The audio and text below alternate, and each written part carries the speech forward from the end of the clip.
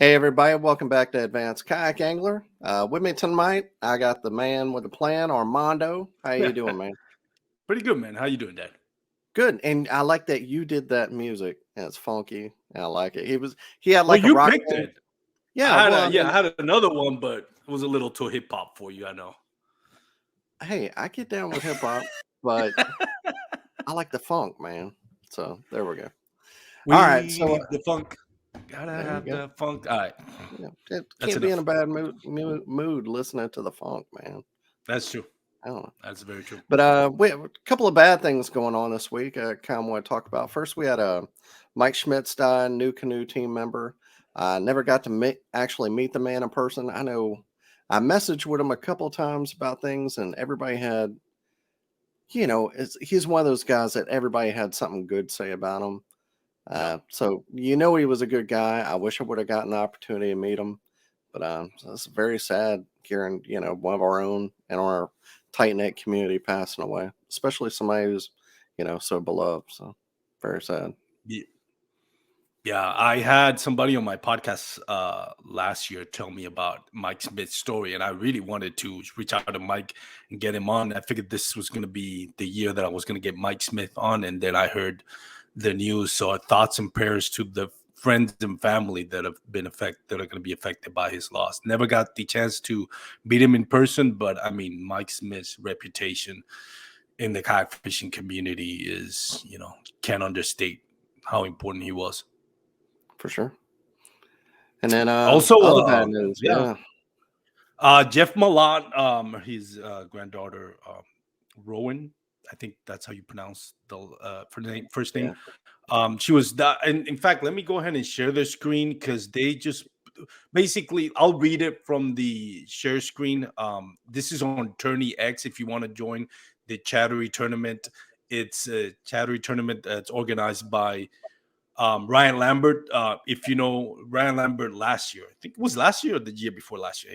Last year, I yeah, remember last year, right? When he organized the Save the JT charity tournament, which raised, I think, something like $80,000 to help the Borofka family. So let me share this real quick. And anybody that can join, please join this charity tournament. And again, we'll post the details. We're really short on time today for this episode that we're going to be recording, but we wanted to get this out there. So it's on Tourney X, and I'll just read it what it says. Justin and Deborah were married on spring 2017, and after serving 4 years in the United States Air Force, moved back to Arkansas to begin their post-military careers.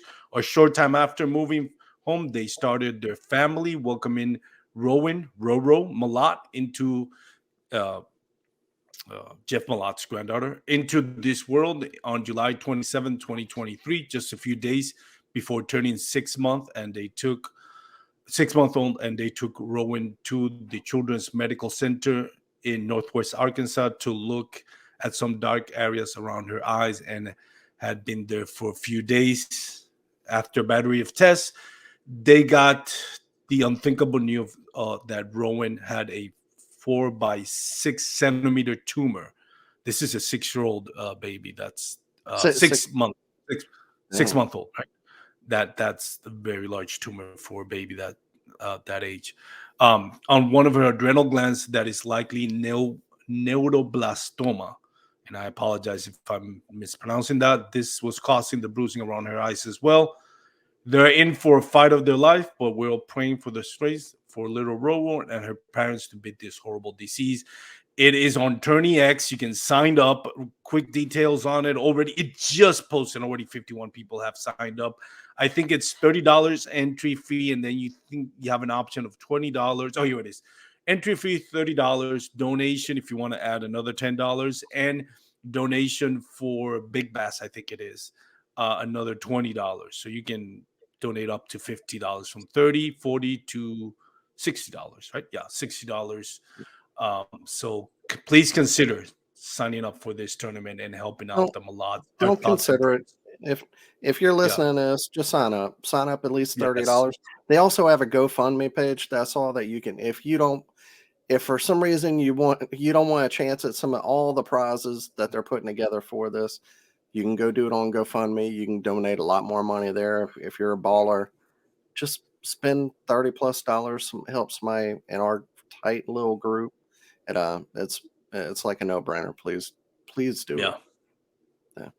yeah. All There's going right. to be some amazing prices too. So, Yeah. Oh yeah, for sure. uh, So without further ado, try to set aside the bad now and bring it back on a positive note. We have Mr. Steve Owens, the hardest working man in the game. Man, how you doing? Steve-O! Man, you brought the wrong guy to follow that. The most emotional guy in the sport. Yeah, that's be obviously, we're praying for the Malott family, and Yeah, I have four little granddaughters myself, so that hits pretty close. But and knowing Jeff and Ashley, and just seeing that family start growing, because we're all social media Yeah. linked, and it's pretty amazing to see their little young lives get started out. And obviously, hope, pray for the best, and we'll be positive about it all, and wish them well. And thank you guys for sharing that. Yeah, man. yeah. But yeah, other than that, man, I'm doing great. I appreciate you guys finally getting me on. We've all been super busy and slammed and running all this kind of way. So yeah, I'm glad to get back around and talk to you guys again. What, Glad you what, guys are linked up together. You guys do a great job on your other stuff you've always done, and I look forward to watching this grow too. Appreciate that, man. Appreciate Yeah. your Where kind were you words too. last weekend? Which I know you were at a show. Which one was it? I think it's the East Tennessee Fishing Expo. It's in Knoxville, Tennessee, and Yeah. it's grown into my opinion, and I haven't been to a ton of these, but it's a doggone packed show now. Me and Sassy Daniel Davis work the Sniper Marine booth. They're the ones that's come out with the twist knob Yeah. Oh yeah. perspective, all that. Yeah, those guys are jam up. They're good people, so they'll be successful. They have a successful business apart from that, and they're fishermen, so they got into this, so they know what they're doing. A lot of everything it's just top quality components. It's very efficient and thought of, and they got some more stuff coming. As you build things, you tweak it and make it better. So yeah, we look forward to that. We've got them, we're the dugout bait and tackles a dealer now, so we'll hopefully add that to all the custom rigs we all get to do. So Cool. Yeah. yeah, it was a good show though. I seen Jordan's at that. Speaking of that, first of that show, I went to the Birmingham one. That sucked, and I've heard that East Tennessee one. I mean, in this region, that's the deal. Like that's one you want to go to. Yeah, it's grown pretty good. They had like Hank Cherry, Buddy Gross, Wesley Strader, KVD. They're just which a lot of those people live pretty close to where we're at. You're the kind of the Birmingham to Chattanooga, Nashville area. There's a lot of the pro fishing Yeah, they clientele living skip around out of here. Birmingham. They go up there because there wasn't no pros. Birmingham's a way to Birmingham. get to Gunnersville, right? Yeah, yeah. There you go. But yeah, man. So we'll go ahead and get started talking about that. The main reason I wanted to have you on is the Battle of the Brands tournament this weekend on Gunnersville. I'm fishing that.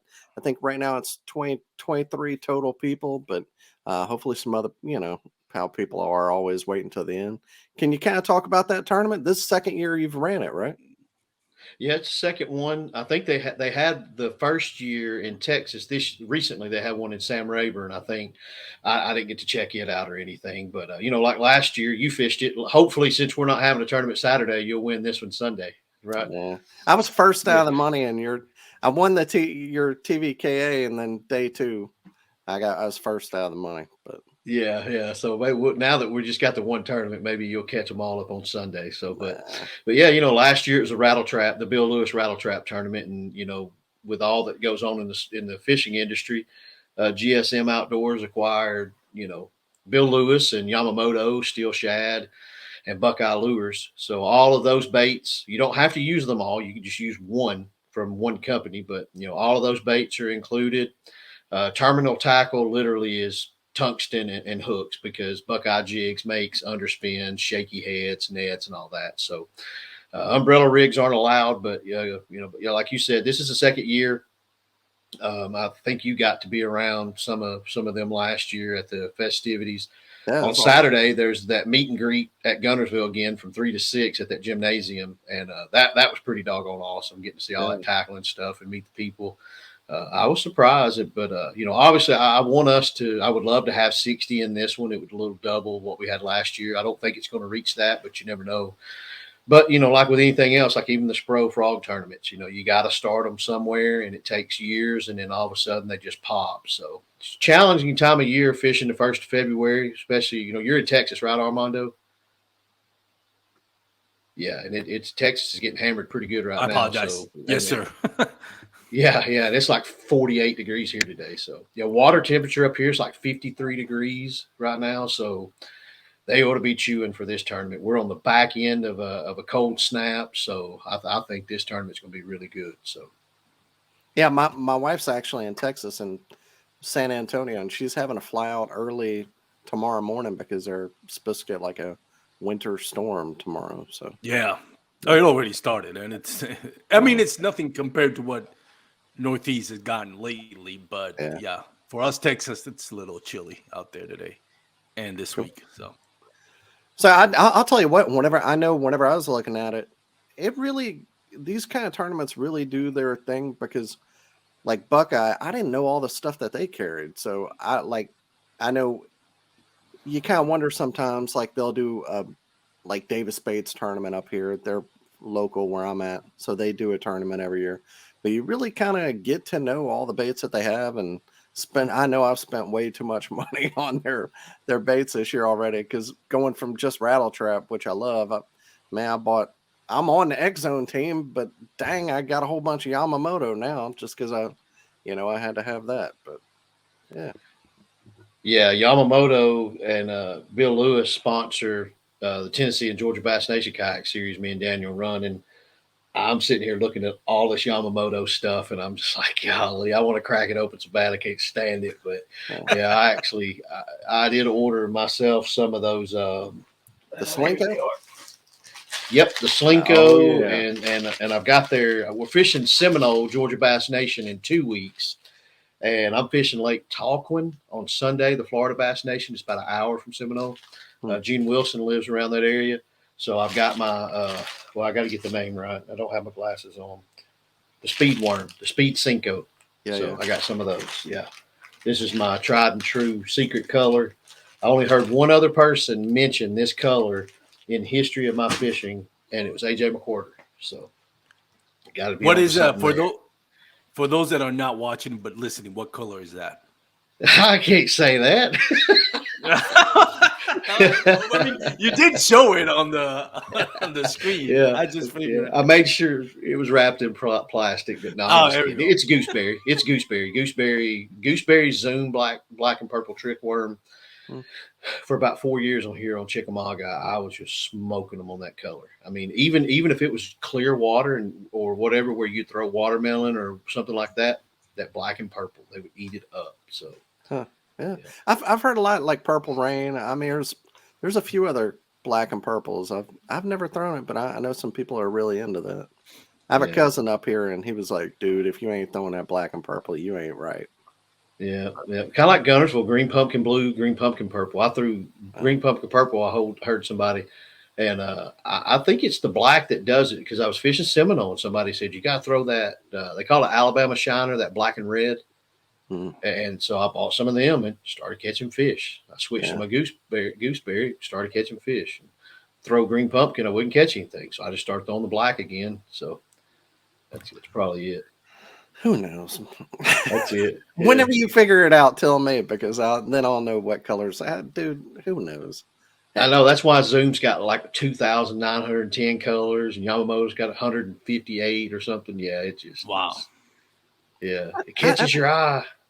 Every now and then, I think it makes a difference, but I think like 90% of the time, it's as long as you're close, it's okay. Yeah, Lures are meant to catch fishermen, not bait. But I've been in the boat 2 times in my life. I was in the boat one time. Me and my buddy were fishing on Lake Mitchell. He was throwing green pumpkin orange, and I was throwing green pumpkin blue jigs. And he was catching them 3-1. I tied on green pumpkin orange, and I started catching them like he was. Yeah. Another time, I was throwing a lipless a crank. My father-in-law had what's the KVD one? The Sexy Shad. Yeah, but he was throwing the red one, like the bleeding one with the red hooks, and he was catching them 2-1 to me. And then we were throwing the same color, but his had red and mine didn't. And he was whooping, and he was in the back of the boat. Yeah, well, every now and then, I don't know. Sorry, that I didn't mean to get You on. can never tell with fish, right? Yeah, I don't know. Well, that's fishermen. We come in with an agenda to talk about things, and we start talking about fishing. Yeah. So I mean, ain't nothing wrong with that. Nothing wrong with that. All right, but as little as we all get to do it, we got to at least talk about it when we can, right? I have fished. So I have never fished in the last 3 months. I've fished twice. I've never fished so little before in my life. It's been crazy, but it's about to change this weekend, so I'm looking forward to it. And I'm staying with Joe McElroy, so that's always a hoot too. So that's awesome. Where are y'all staying? We're staying in Scottsboro. Y'all staying in Guntersville? yeah, well, it's on the other side of the lake. Seaton. I don't know. I think it's Seaton is the name of the town. There wasn't a whole lot of places where we could fit 4 people that were still on Airbnb. So that's one we got. Sector? Gotcha. Maybe it's sector. Section. You're staying in section above BB Comer. Yeah. Section. Yeah. You're staying up on the mountain? I guess so. It looked like a nice house for a good price. That's all I cared about. Yeah. I got a buddy that lives up there on section. Yep. Cool. He's the one that taught me how to fish BB Comer. So. I have watched so many videos with people fishing BB Comer area, and even what's that? God dang, I can't think of anybody today. The Strike King, the guy who did the Hybrid Hunter, he had a video not too long ago, and he was fishing BB Comer. Todd Castledine, that's who it was. Yeah, Castledine. Yeah, dude, I love BB. There's the juice at BB Comer, the locals, but dude, you can literally go anywhere in that 2-mile stretch probably, and there'll be somewhere. You don't have to fish that. That's what I like about it, is just going, and when a boat leaves the juice, I'll go hit it a couple times or something, but you can just cruise and find them somewhere. They're always where you wouldn't expect them. So, do you have a certain way? It seems like this time of year you can kind of catch them doing a little bit of everything. Do you have a way you think it's going to be one this weekend? I still, in the end, it's going to be a half-ounce trap. Yeah. Yo-yoing it out of something, So. See, I love to throw a lipless so much. I kind of wish. I'm happy to throw a Nico, and that's Yamamoto Slinko looks really good. I bought some of those, but I'm happy with a trap. I think it kind of hurts me that other people can throw other things now because I'm pretty proficient with a lipless. But yeah, it'd be good though. Yeah, I'm planning on pretty well last year, right? Yeah, first out of the money. Yeah. Last year? Yeah, yeah. He won the TV. We had our grassroots on Saturday, and he won it. Yeah, that's the one I remember. Yeah, okay. Yeah. So he kind of busted out of that tournament. It's like, boom, here's Daniel. Well, I had it was messed up too because I laid off fish. I laid off my fish on Saturday because I knew I had Sunday, so I laid up. I left them biting. And then Sunday, whenever I show up, another guy was on my spot too. But it wasn't. I'm not upset at him. I don't own the spot or anything. But so we split fish. He was the last in the money, and I was the first out of the money. So because we split fish, it probably could have been won both days there. But dang, that's awesome. Yeah, I kind of went back and forth about fishing it since it's kind of low, and I have an offsite judge, but. Then this week I made up my mind. I was like, no, I'm not. I'm just going to. But then I'm like, yeah, I really want to fish it. So I don't know. I'll flip a coin. But what I did find at that show was the new Bill Lewis scope stick. Their jerk bait. Yeah. I love jerk baits. They've got a 100 and a 120, and they had 100 left. They sold out of however many they brought.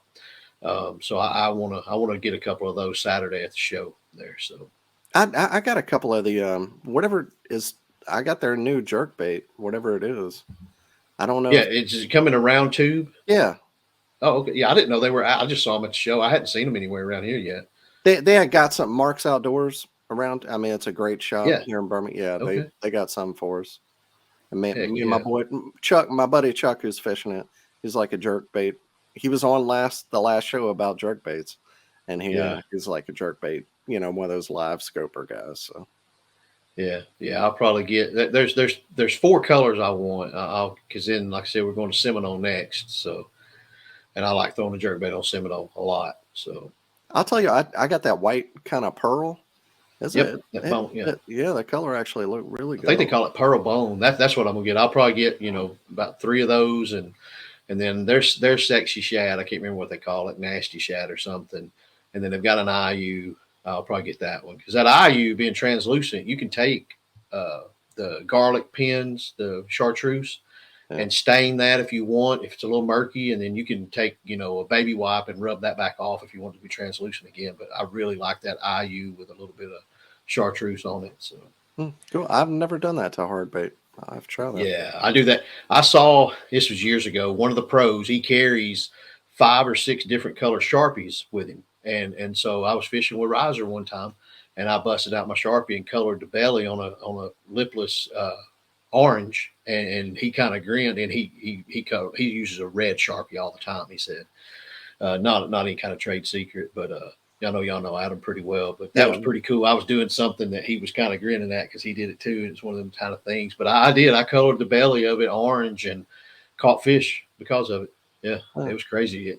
And of all things, it was the traditional Excalibur, that everybody likes to throw, the Raven Red. Yeah, and it just wasn't getting bit. And I thought, let me try this orange Sharpie. So, I colored it orange, a good bit of it, like a quarter of the bottom and then plus the belly, which is orange already. But it just, that little bit more of orange just set them off. And I caught quite a few fish that day. So, yeah, I carry the Spike It pins, the colored ones, but I do it for plastics. I've never done a Sharpie for hard baits. That's a great idea. Yeah, it is. It works pretty good. There you go, Steve, giving out the juice here. I like it. Yeah, man, I did it. Hell, I'm giving away the juice on Umbrella Rigs and on another show, and I can't remember what we talked about. I was on Bailey Egbert and them show the other day. We gave up something. I just need to stop talking here. So everybody's gonna start getting ticked off if I give away. Yeah, you should have your own podcast, Steve. You know how many people would just listen to you, just like giving out the juice, and be like most popular podcast out there. Yeah, I about gave away my secret of how I win all my money in fantasy football for all these years. I about started battling about that, and I hushed then. That's what I need to know. My boss won it this year. I didn't like that. So. Yeah, I won. I was 15-1, and the game I lost by 1.1 point because I forgot to set my roster. Yeah, so I smoked him this year, but Who's winning the Super Bowl then? Eagles or Chiefs? Man, that in my opinion, that literally is going to be a coin toss. That is, both of those teams can run because the Chiefs haven't been running, but they both can run. And the way those defensive lines played against both those teams, and I know the 49ers lost their quarterback or whatever, or couldn't throw, but still, those defenses came to play. So I'm excited about it. Yeah, I love both those quarterbacks. They're otherworldly good. Yeah, you're an Alabama fan. I am, yeah. I'm sure you're going for Jalen, huh? Yeah, no, man, and granted, obviously, I'm very grateful that he was at Alabama or whatever. But I got 2 buddies that live in my subdivision I've known a long time before they moved here. But they're Auburn fans.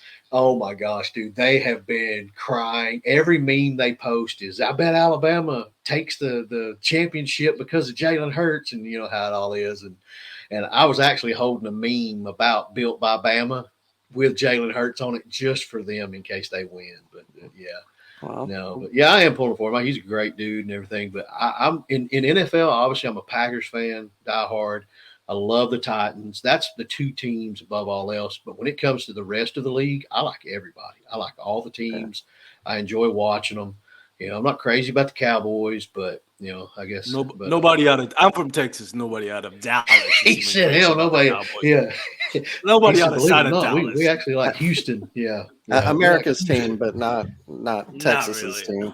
Yeah, I'm sorry for my fans of the podcast that are Dallas Cowboys fans, but got to be truthful above all. That's right. I'm a Saints fan. Yeah, we've had it pretty rough, but yeah, it's bad. It's not good. We'll stop talking about that.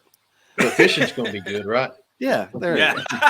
All right, fishing's going to be good. So on top of all the other jobs you have, which I have no idea how you do what you do, you run dugout team. you also run the Bass Nation Kayak Series. Again, congratulations on that. The 2023 schedule is fully out now. I'll go over them real quick. March 4th, 5th, Gunnersville. April 15th, 16th, Lake Hartwell in South Carolina. June 3rd and 4th, Possum Kingdom in Texas. Going back there was great last time. July 8th and 9th, you got the Mississippi River up in La Crosse, Wisconsin. And last but not least, October 7th and 8th on the Susquehanna River in Pennsylvania. So, hell of a schedule, man. Appreciate it, man. It wasn't easy. I know when I came in, it was kind of, we were behind the 8 ball, and then in the mix, we got to get rules and everything revamped. And, I'm trying to get these dates fit in, and everybody, thankfully, believe it or not, everybody else, I think that might be the way to do it from now on. Let everybody get their schedules out, and I'll do mine last. But I got to I got lucky really with these cities having availability when they did. So. What goes into that? What was it like? You chose?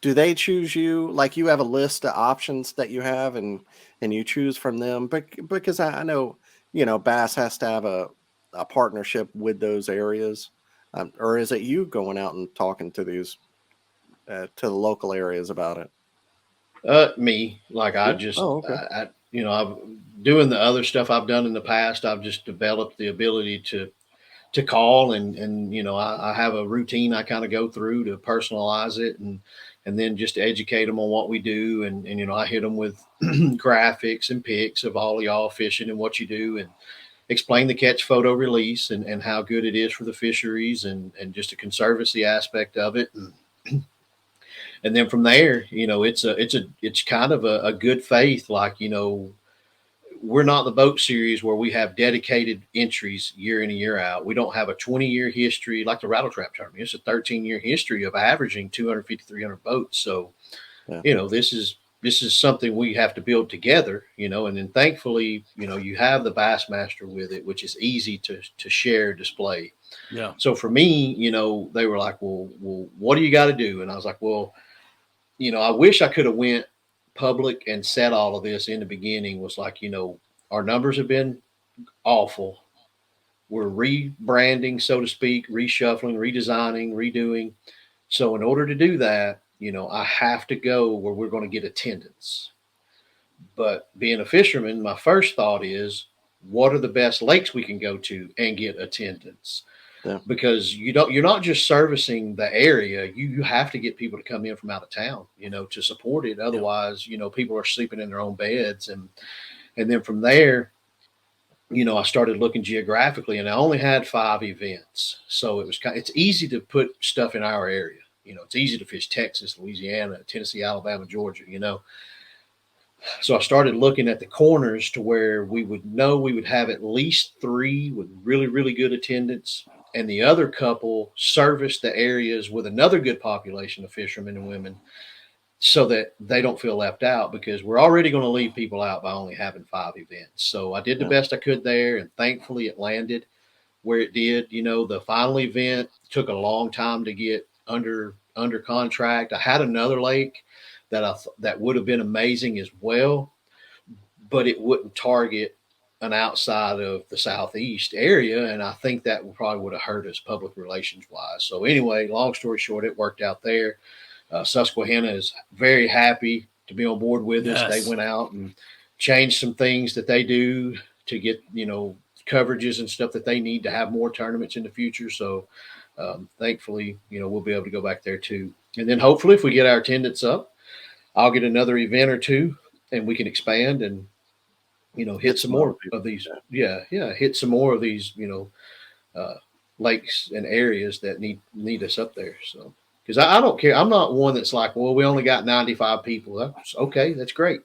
Those 95 people are going to have a blast and they're going to beat each other, and somebody's going to be a champion, and they're going to make the Bassmaster Classic champion or the Bassmaster Kayak Series championship there. And then you go back the next year, pretty close to that area, and see if you can get 120, 130. I'm not going to shame anyone because the numbers aren't, 190 somewhere. I mean, that's what that area had to offer. A lot of variables go into people showing up. So, that's just how I'll try to keep that mindset of it, and hopefully we can do the best we can to put a good product out there. I saw that you're already at 51 for Gunnersville for That's being pretty that good. far out. Yeah, I think that's good. Yeah, I do too. And again, I mean, it is exciting watching events cap out, max out. It is exciting. There's a fanboy element to it. But when that happens, I kind of feel like that's it. There's no more buzz about that tournament. But if it's kind of drug out, but and ours, keep in mind, at that 51, that's just Facebook numbers. Like we don't have it linked to the Bassmaster page just yet because I've got one detail I'm getting from Scottsboro. And once that's there, then that's when you put it official. When it goes to the Bassmaster site, that's where millions of people look at. There's 2 million people a month traffic that website. So Wow. yeah, that's a lot of numbers there. So and then publication obviously has to get it so that they can put it in print. I think there's another 500,000 people that are subscribed to the magazines. So there's a lot of reach. I had no idea, really did. Yeah. Steve, I wanted to talk a little bit about really the Steve Owens effect. Just knowing that you're gonna be there brings this legitimacy to, okay, we're on the right track now.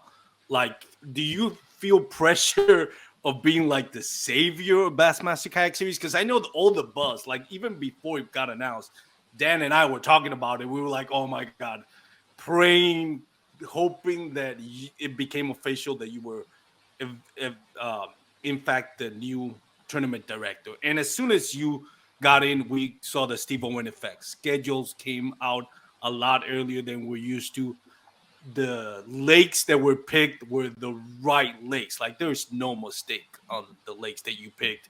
And we already seen that effect. Do you feel pressure like to be like the savior of the Bassmaster Kayak Series, or to you this is just another job in that aspect? I don't feel that kind of pressure. I mean, and it's not. It just hit me. It's not lost on me that this is Bassmaster. I mean, it's a big deal. Yeah. But for me, as I don't look at myself the way a lot of people do, and I'm very grateful for it, and I'll take the compliment. You don't refuse a gift. But my biggest thing that I struggle with is, and what drives me in an event is, I don't want to mess up. I don't want to mess up. I don't want to have to tell, Armando, we got to deduct your fish, or you lost a check, and it be my fault. Something I didn't give you, in a briefing, even though people don't read the rules, they don't watch captain's meetings or whatever, they don't pay attention in them. I still feel like it's something that I could have done to prevent it, and so that's the kind of pressure I feel. I'm sick to my stomach. I'm nervous before we get captain's meetings going and awards, but it's because I care about everybody that we get to cross paths with out there, and it's super fun to me, even though it's stressful. It's fun, but it's more fun for you, because you're out there fishing, and I enjoy watching that unfold. But so I appreciate the question. I do feel a pressure, but it's my own stress and my own pressure, because I want it. I don't want to fail at it all or anything. I made a post recently just in my personal stuff is, I don't, there's days when I feel like if I sit still, I'm going to die or something, to be a little drastic about it. But I feel like I hate going to sleep. I hate it because I feel like we could be doing something. Yeah, I know. I'm just like, you got to sleep or you'll die. But I just feel like there's something we could be doing, to help somebody and this, and that, and the other. And I got to be careful. There's one old preacher I listened to a lot. He was workaholic, and I got to make sure that I don't develop into that. Even if you're doing good things, it can be negative for you. So my wife does really good with that. She's got I can't even begin to tell you how lucky I am to have her, but she's very perceptive. She's like, hey man, well, I'll share a quick personal, Dan, and you asked me how I do this. Next Thursday is my last day on my normal job, my 9 to 5 that I've done. Yeah. So You're retired? Congratulations. Heck yeah, man! Congrats. yeah, semi, I guess you call it. But going, betting on myself. My son talked No, me into that's that. He's like, dude, you can, since I got out of school, I've been a reactor operator at chemical plants my whole life. I'm in maintenance now, so I could work Monday through Friday. Day shift.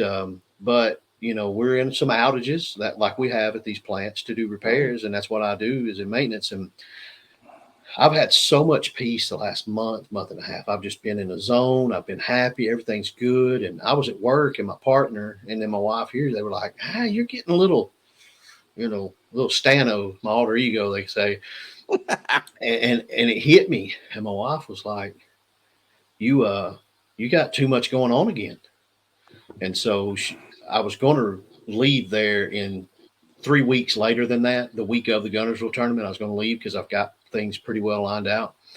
And I was like, you're right. I'm afraid I'm going to miss something. I said, so she's like, well, you need that sitting still time then or something. So she was on board with me leaving earlier than I was going to. So, man. I used to be a plant operator. I'm happy for you getting out of the plant. Yeah, man, it's great. So I'll be full-time tournament director, dugout bait and tackle, and my son's got the hardwood company. I'm just going to kind of I'm just going to spend time with him and learn it and just kind of manage some stuff. But for all intents and purposes, I'll be I work from home every day, organizing tournaments and selling stuff, and so. Dude, that's great news. Congrats. When you think about Bass Nation, how it's, and you kind of touched on it, the numbers have been on a decline since you left. When you started, this all started with you kind of left, did your own thing, and then you saw this just kind of like just go downhill. There's been the sense that this is Bassmaster's last stand. Like they're betting on not just you, but on what you bring to save this. And if they feel, this is the sense, I'm not saying this is what happens, but the sense around is like, if this doesn't work out, this is the last year they're going to do it. First of all, do you feel like that is accurate to say that if they feel like they don't find success this year, they're going to be done with the kayak series? And second, what do you think, or what do you feel it's going to be for you defined as a successful season, as far as attendance and and what you have on your checklist to accomplish? Yeah, well, we had those matter of fact conversations because Chris Bowes and I, we've been talking since right before August, I think, because I had, before John Stewart had left, we had negotiated the contract I have now, but the timing wasn't right. It had nothing to do with Bass or anyone. It was my personal life. There are a few things I needed to get handled. There was some property we were looking at, and so anyway, long story short, all of those things happened, and then Chris Bowes reached out, when John left, and it was just different. Something was just different. I sat down with my wife and we looked at it all, and she was like, yeah, because this improves quality of life. Like you said, I'm not in the plan anymore. I've got time to be around the house doing the things, and so I sat, with Chris. I went to Pickwick, that tournament, and spent the weekend with him and Dwayne. Dwayne was running the tournament, Dwayne Wally, and just sat with Chris, and we had, we went to breakfast, lunch, dinner, and had all the conversations, and because he knew, I was like, if I do this, I have to leave my career, my jobs, because you can't do this on a travel basis with a limited vacation, and so we talked, and obviously, the numbers have to be there to sustain and keep anything going, but it's not a 1-year commitment. I told him, I can't just do this for a year. And so I can't even remember everything that was discussed and talked about, but we have already had 3 and 5 year discussions on formatting and what to do and sponsorships, how to structure this and that. So, that commitment is still there. They're just saying, hey guys, we recognize there's a problem here. And it was just kind of unmanned because, John Stewart's replacement's GL Compton, and he's very, very capable person. And that person has this with me, the high school team and stuff like that. I mean, they've got 3 or 4 things that they run. Chris Bowes is the VP of tournaments at Bass, and he runs the opens. And I had no idea when he MCs a tournament, that's 400 boats that come up to that weigh scale if they got fish. Wow. Yeah, I don't want no part of that. Oh, hell, it's hard to talk to 10 of y'all up there, I, you I, know. I fished college at Montebello Really? and we fished Yeah. bass events, and I don't know how I don't know how Tripp's son, I forget his Yeah, Hank Hank, Weldon. Yeah, Hank, he's yeah, yeah, yep. yeah, He's in he this always too. did a Yeah. great job. Yeah, Yeah, he's done really good, and so, but yeah, no, it's not a 1 year deal. Now, if we get 20 people a tournament, then I mean, I'm probably gone. Yeah. But no, but for me, a successful season is an average of 120. That's Mhm. way up. It's going to be hard, but I mean, it's just got to, a lot of variables have to play because they understand, the economy's not great. yeah, You know, it costs, an arm and a leg just to blow your nose anymore. So, Yeah. they're cognizant of that. But we have to see some progression, and that's why I explained the other day. It's communication is the first step to fixing anything, and that's why you'll notice about it because we're a Facebook driven sport. So Yeah. our social media page you'll see a difference on it, like you probably already have. That's an information page. It's not a chat room. It's not a forum for discussions or ideas. My email and my phone number is that, because I can't keep up with it in a Facebook thread. Because if you get Facebook banned, that thread's gone, and now I've lost that information, and it's not efficient. I mean, this is real stuff we're doing. We're doing this for a living now. You guys are and girls are getting out, and you're actually able to make money enough to survive on. If your life is set up a certain way, and then obviously it's my job. So if I want to take care of my living and my career, then I have to make sure that Dan or Armando's idea or their question or their critique makes it to me where I can print it, read it, and keep up with it, and get back to you when it's time.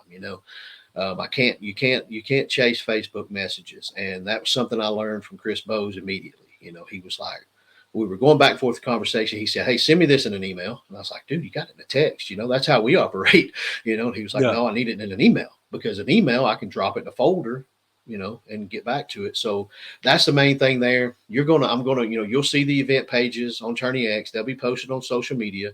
You'll get some updates there, but I want to turn that into a recap center. A recap center. That's how our sponsors see what we do. And then, obviously the Bassmaster site. It's easy to navigate now. You click tournaments, drop down box, you click kayaks, and then there's kayak schedule, kayak rules, kayak resources. And that resources is your AOI standings, links to your W9s and this and that and the other. So you're going to be able to get on in there, and so that's going to be the way to communicate. And, we're in a deal here where I told AJ this last year early on when the Hobie was maxing out. I said, look at your roster. And between he and I, there were 60 something people that neither one of us knew who they were. And I'm seeing it right now in Bassmaster because people are anxious. So I've been getting messages like crazy. Where's the schedule? Where's the rules? This, that, and the other. And only thing I can say is we're working on it, and I hate saying that, but it's the truth. I don't know these people. You guys don't know these people. They're not friends, but they're in there. They're engaging. So I feel like the challenge for me and the other tournament directors is we have to shift and teach this new wave of people coming in the things that we do inefficiently. We need to train them on how to do them the right way from now on. And the key thing is how to contact your tournament director with questions. You can't drop it in a message board. You can't put it on Iron City or anything Coleman or anything like that. You got to put it in my hands. So, you know, yeah. It's KBN group actually chat. just no, not on that, dude. I mean, that's where hell of a lot of good ideas come. yeah. No, no. Obviously, y'all know my relationship That's with not the Larry. official Yeah, page. Oh with yeah. them, that's not. Huh? That's not the I'll tell you official what. page to recommend ideas. KBN group chat. I was No, young no, playing, right? no. Yeah, it's, Yeah, There no. It's really are a lot of people with with like boat pictures, like they're holding up fish at weigh-in. So a lot of boat people, a lot of people I've never. You're right. A lot of people I've never seen before, and already signed up for that bass event on Gunnersville. Yeah, so that right there showed me. That's when it hit me. It's Yeah, like, you know what? These people are looking to us for something, and we're gonna give it to them. It's gonna be fun. I get to MC on the stage in Knoxville. That's freaked me out. But Wow. yeah. Oh, So yeah. you and Dave too. Take some pointers from him. Yeah, no kidding. So, but yeah, but no, that's it. I And know. like you said, the biggest. You go ahead. I I'm was good. gonna ask. No, I'm sorry, Steve. You go ahead. I apologize. I didn't have anything. I was babbling on to that point more. I wanted to touch a little bit on the rules that came up. I know you're probably tired of talking about the rules, No, but I it is haven't a even hot got to talk topic. about them yet. Go ahead. So a little bit about the rules. I know you and I guess AJ and Chad also got involved in kind of like streamlining it, kind of making it, across the board. One of the rules that I wanted to touch on, and I think it's, and I was trying to get it to share here, but unfortunately, I have no idea how to share it. But one of the rules that I wanted to touch on, and I know it raised some eyebrows because I feel that a lot of people felt the same way that Bassmaster got it right with that 3 day pre-fishing, where you able to fish, or was it Wednesday, Thursday, and Friday, and then it was off limit before that. Now that has now changed to what Hobie. I think it's kind of like the same thing Hobie has, where it's like 20-day off period once the official practice begins, and official practice begins the Saturday before the tournament. I know that for a lot of like the national trolls, when I say national troll anglers, I mean the guys and girls that actually travel across the nation to fish Bassmaster, KBF, and Hobie BOS. I know for a lot of them, there's like, that's not what we wanted. They feel like that's a step back. But I also understand the business side of it. And looking at the Bassmaster Kayak series last year compared to other series, it really seemed like it struggled to draw local anglers. And I think a lot of it had to do with local anglers saying, wait a minute, I can't fish my home lake until the Wednesday before the tournament. And, they're usually working, so they don't get to pre fish their own lake. So I noticed that moved back. What was what went into the decision of saying instead of just doing the 3 day cutoff to kind of streamline it to what Hobie POS does now, which is from Saturday all the way to the Friday leading up to the tournament?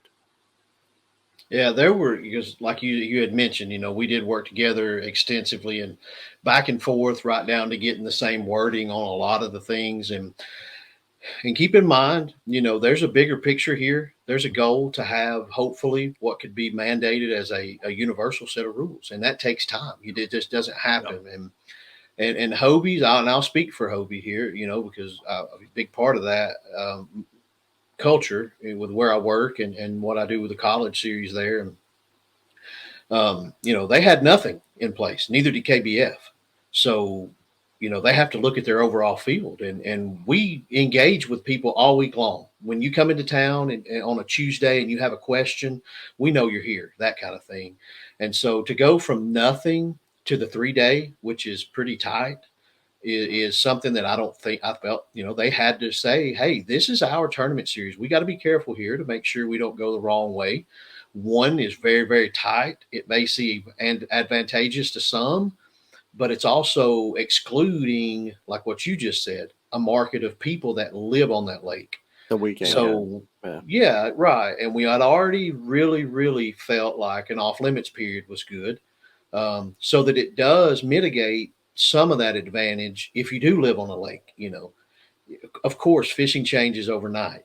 But if you live there and you get to go out and scan, you know what the water's doing, you know where the grass is coming in. There may not be fish there yet, but there's 2 foot hydrilla in 10 foot of water over here. That So first you've already crash of got the that. year. Yeah. That's it. You've got it. And so all of that, it's not just sitting around, jacking it and saying, oh, here's whatever. But so there's a lot of thought, believe it or not. So looking at those things, it was like, okay, like I like the 3 day. It just sounds good. Have Yeah. I ever got to do the 3 day? No, not one time. And I Oh, travel and fish tournaments. I always would have to fish the weekends or weekend before, even on my own home lake. If you do that, I have to work Wednesday, Thursday, Friday, unless because I had to use my vacation to go to Seminole or Hartwell or somewhere like that. So now I'm fishing Chickamauga. That's awesome. I don't have to burn any vacation. but I also only get 2 or 3 hours Wednesday, Thursday, Friday to pre-fish, where you get all day long because you're the travel angler now. So you're hurting one, pleasing the Yeah. other, and then you do it the other way, you're hurting one, pleasing the other. For me, the ultimate decision was those other clubs, that's what they want to do because it's their brand new year. For me, you can literally explain your advantage or your reasoning, and you're correct. You can explain yours, and you're correct too. It's true. Where I drew the line is if I'm different with one of the three major trails in the country, if I'm different, what are the chances now that I have to disqualify you because you didn't pay attention or you mistook the rules? So now you're pre-fishing when you're actually cut out, and I have to kick you out of the tournament. And you lose your $250. You're never going to fish my tournament again, even though it's your fault probably. And so for me, having it where a lot of the things I do is I look at the punishment first, and was there a way to avoid it by communication or whatever? And I work backwards a lot. I look at a magazine, hell, I'm going backwards in it. I don't read from front to back. I'm just weird. I'm the same way. I don't know. So, yeah, so I'm that looking way. Yeah. yeah. And so looking at that for me, it's a non-issue because if you feel like there are people living here for 7 days, you can't quantify if it pays off or not. I've talked to them that do it and they don't cash a check. I've talked to a few that did it and they may have cashed a check. I feel like that's more of a personalized target that people have when they go ugly about it. But if you want to plead your case for the 3, that sounds great because, like I told you, I can't tell you why, but I feel like that sounds the best. But think about this, Chickamauga here, we had 189 or 198 or whatever in the Hobie Chick here. Do you want 198 people pre-fishing for 3 days on that body of water before practice? Or would you rather kind of split them up a little bit? Like I said, for me, though, I literally would come down, fish Friday evening, fish Saturday, Sunday, half a day, and then drive back home. And then I would come down hopefully on a Friday and get to poke around a little bit.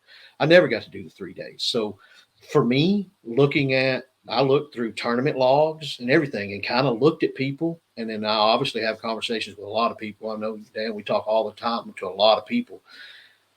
I might not be sitting here asking you questions, but I'm listening to you. So I know how you operate, and not that I know everything, but I keep all of that kind of in my mind when we're sitting here looking at, what is it? Somebody asked one time, it said, again, I don't mean to be like, it was an old preacher guy. I listened to it today. As a matter of fact, he said, if you had 1 hour to spend to someone and hopefully lead them to believe in Christ, what would you do? He said, I would listen to them for 50 minutes, make a mental checklist, and then talk to them for 10. So you listen to people, and then you find out, because not everyone that is pro or con against something or for something can look at it through the mind and the eyes and the intellect of a tournament director either, because there's a bigger picture to look at. There's a lot of instinct that comes into this through experience. So for me, it was the inclusiveness of 7 days, because now, whatever your personal, I don't want to sit here. You can always delegate. Go tighter. It's tough to go back out. Absolutely. Yeah. Absolutely. Yeah. So, yeah. And it may not be perfect, and it may be changed next year. Who knows, but I felt like that was the most fair way to do it, because if that's what you believe is 3 days, you're still going to have it. If there's anybody that can stay here 7 days, show me how it makes it better for them. And because on a Wednesday, you've got your pattern figured out. Well, you wake up Thursday, you want to go fish because you're on a bucket list lake. So you go out there and you screw your whole pattern up because you catch a 10-pounder, Or you're so locked into that pattern that's dying that, it was the pattern on Wednesday, Thursday, but Saturday rolls around and you're fishing something that's gone. So, yeah. So there's a lot of variables to it. Go ahead. Is it not possible to do a rule where, like you say, you get 3 days of practice, whenever that is, like within 2 weeks of the event, you can practice 3 days, whatever those are. And then you want to make his job harder? Yeah. I mean, is that like it has to be within a time? It can't just be like, like an honesty rule like that.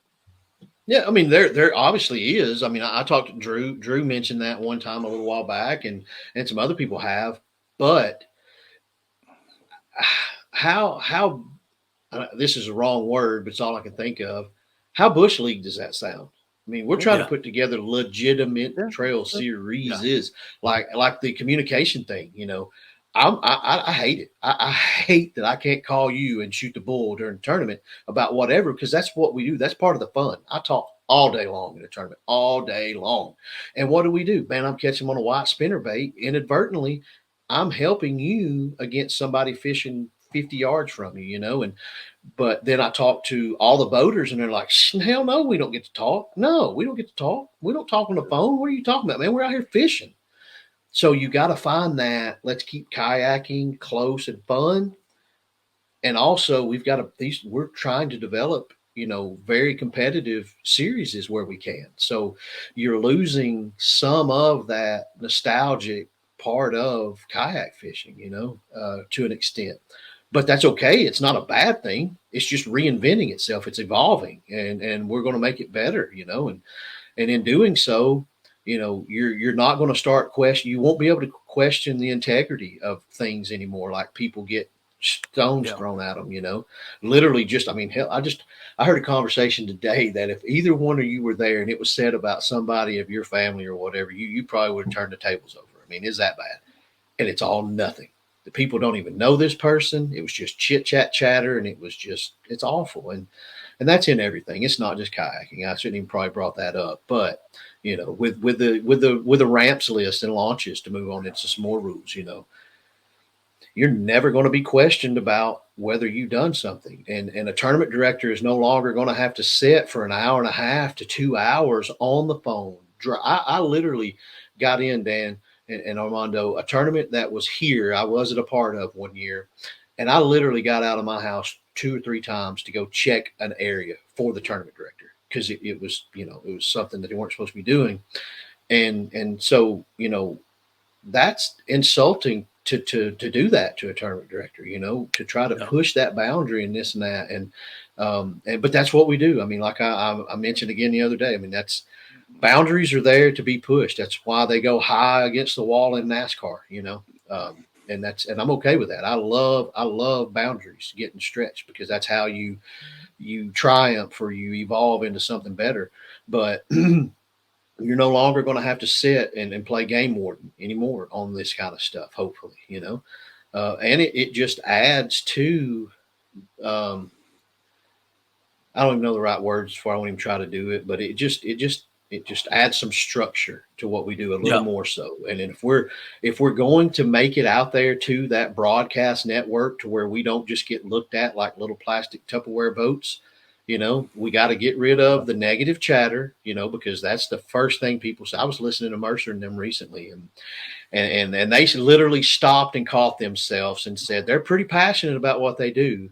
They were going in on just social media stuff, and that's why, if in a tournament, part of the communication thing is there's no longer going to be those rumors of this, and this, because if you don't see it and you report it, you've done wrong yourself. It's in every rule that if you see and I hate snitching. I hate it. It pisses me off. But if you are calling me about something in a tournament, you're not snitching. You are protecting the integrity of what you love and what you do. So, because if you don't report it and Armando's first out of the money, that violation, it might not even have been cheating, but that violation that would have warranted. Yeah. Yeah. And you could lose money and your AOI points there. And that's basically, if you're doing it on purpose, it's stealing. If you're doing it by accident, then hey, that's okay. We all have rules infractions. Every one of us has had a rules infraction, and so that's okay. So I launched too early one time and had to go back to the launch and then call somebody and say, hey man, I took a picture of the launch. I'm back. I went back because I launched too early, didn't catch fish. I'm back now. Here's a picture. It wasn't on purpose. I thought, yeah, and give a man a half-hour penalty. Yeah. FaceTime me before you launch again. Take half hour, sit out. If you launch and you don't have your white light on and you call or somebody calls, I'm gonna call you on the phone and you're gonna be like, "Oh crap, dude, my battery's dead." And I'm gonna say, "Well, pull over, take me a picture. Half hour, take me another picture." That's a penalty. I'm not gonna end your tournament on a unless it's safety, or whatever. I mean, there's. I noticed on the rules it has the check-in and check-out time. Is that going to be mandatory? You need to check in and check out for each tournament?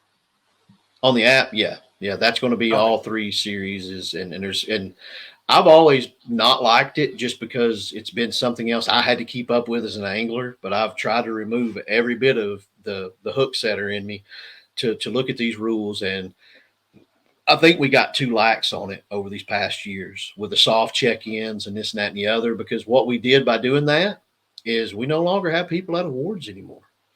And you can always say, well, man, I want to get headed home and I want to do this or this. Well, okay, that's fine. So then we'll just do it on the app.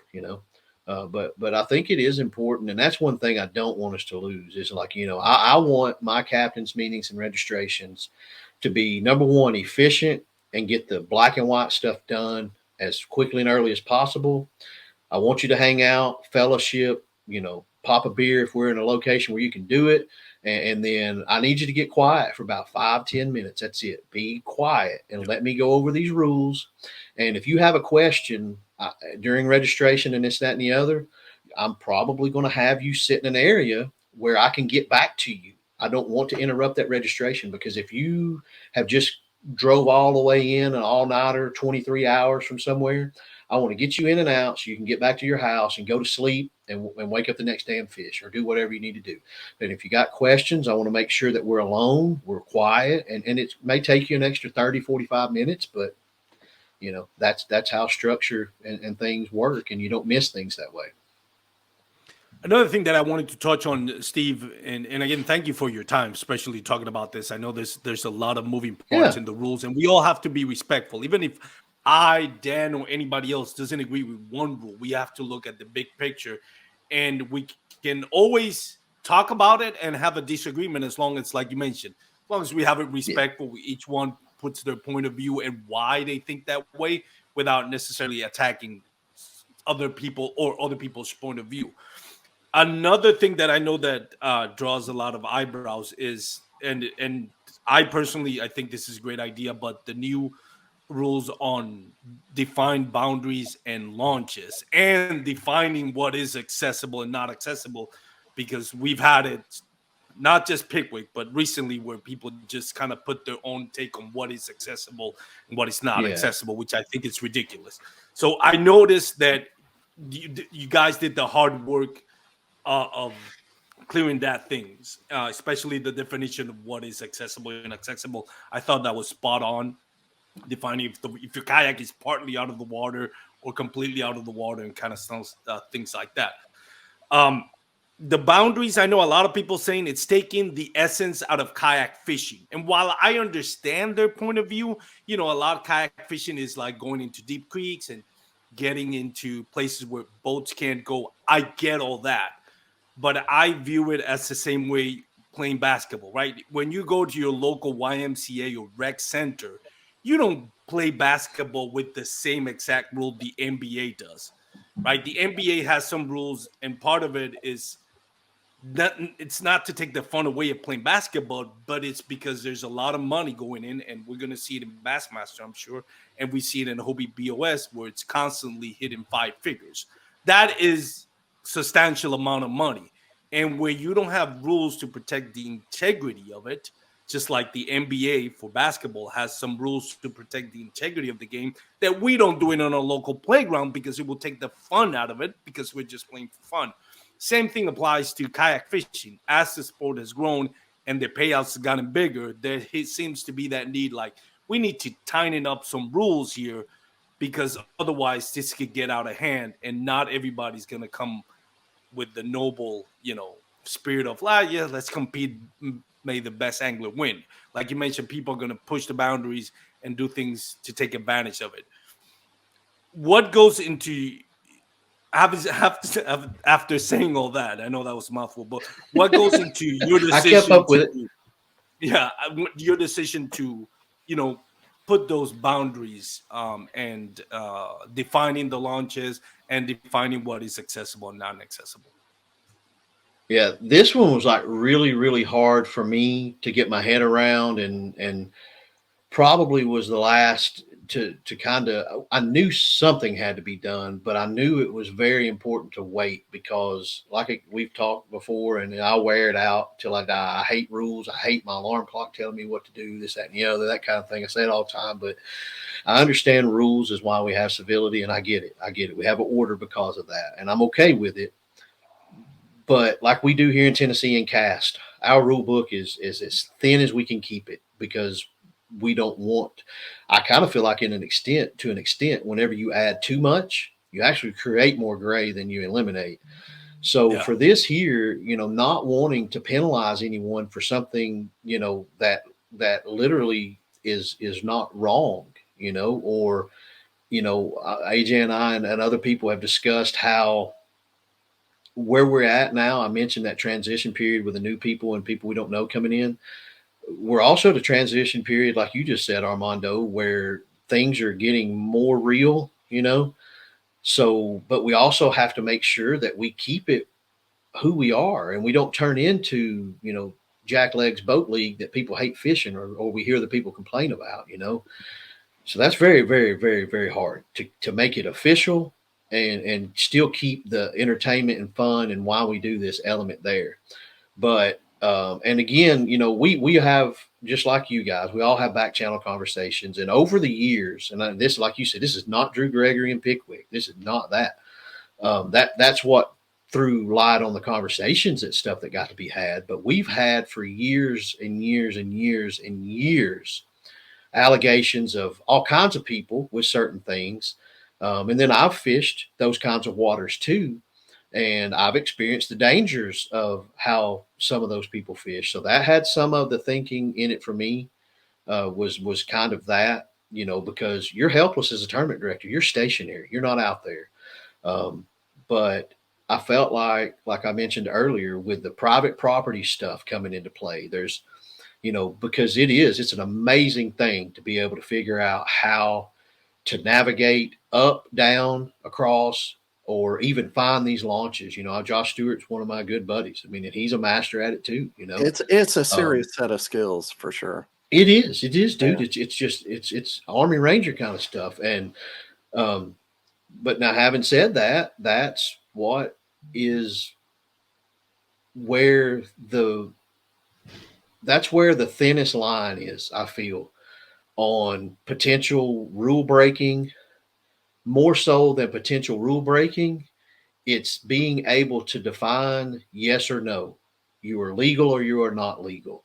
Because if you have to paddle into something from the main body of water and you are, however far up, you don't know that. You don't know that there's a 5 foot high wall of whatever where water can get through it. Yes. You could make the argument that fish can swim into it, but you can't prove all of that.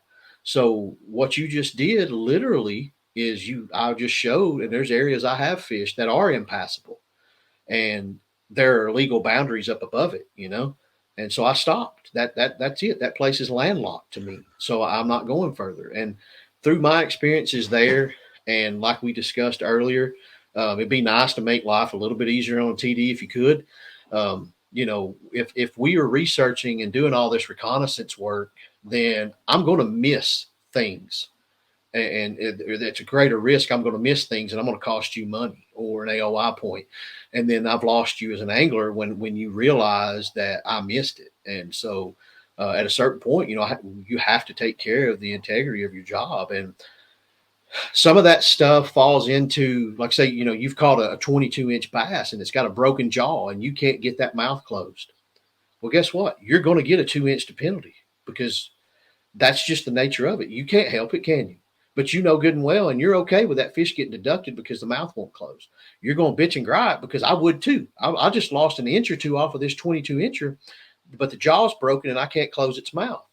That's nature. Nobody did that, but that's just the law of it. It's kind of like a blurry picture. I can tell that fish is a 22 plus, but I can't tell if it's a quarter, half, or 3/4. So I got to give you 22. That's all I can give you, because I can't see your measure increments.